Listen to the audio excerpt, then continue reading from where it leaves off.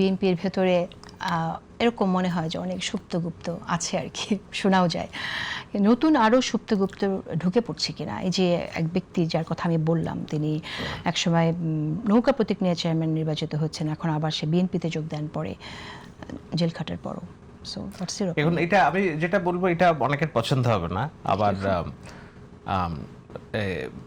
যেতেও পারে। সেটা হলো যে ধরেন আজকে আপনি দেখবেন যে আওয়ামী লীগ নিষিদ্ধ করার যে অধ্যাদেশ জারি করেছিল ইউনূস সরকার, এখন অধ্যাদেশ পাশ না করলে বিএনপির বিপক্ষে যুক্তি হচ্ছে যে বিএনপি সংস্কার চাচ্ছে না, বিএনপি আগে সবকিছু অস্বীকার করছে, কোনটা আদেশ কোনটা অধ্যাদেশ এই বিবেচনায়।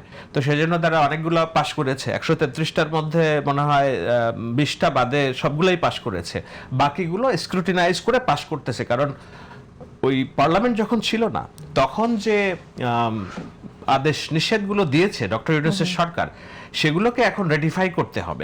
রেটিফাই করার কারণে এগুলো পাশ করতে হচ্ছে।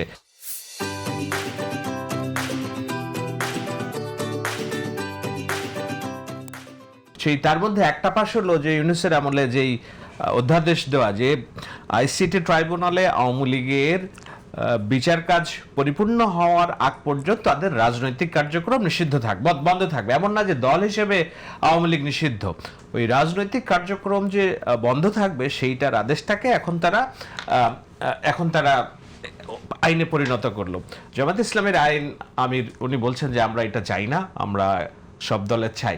তো এখন কোনটা মানে পক্ষে যাবে? আমরা সব দলের রাজনীতির পক্ষে আমরা এখন আমি তো এই কথাটাই বলেছি যখন ওনারা আওয়ামী লীগের রাজনীতি নিষিদ্ধ করার কথা, এবং আমি মনে হয় একমাত্র ব্যক্তি আমি বলেছি একদম স্পেসিফিক করে যে আপনার শত্রুর সংখ্যা বাড়াবেন না, শত্রুর সংখ্যা কমাবেন যদি যুদ্ধে জয়ী হতে চান।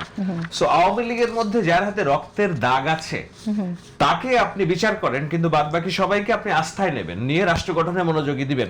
আমি যখন প্রথমে এই কথা বলতে গিয়েছি আমাকে বলা হয়েছে আমি আওয়ামী লীগের দোসর, কিন্তু দেখা গেল নির্বাচনের আগে এই ক্যালকুলেশনটাই কাজ করেছে এবং সবাই এটা অ্যাডপ্ট করেছে।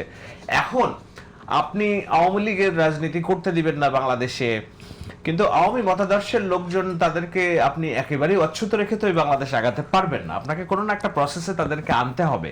আপনি যত এই প্রসেসে আনবেন তত তাদের যে রুট অর্গানাইজেশন এবং গডমাদার তার প্রাসঙ্গিকতা নষ্ট হয়ে যাবে বাংলাদেশ থেকে। সুতরাং এটা যেমন সত্যি, পাশাপাশি সেটাও সত্যি যে কেউ কারো বিরুদ্ধে অভিযোগ থাকলে সে আমি তো সেটাই বলছি, যার হাতে রক্তের দাগ তাকে অবশ্যই আইনের আওতায় আনতে হবে।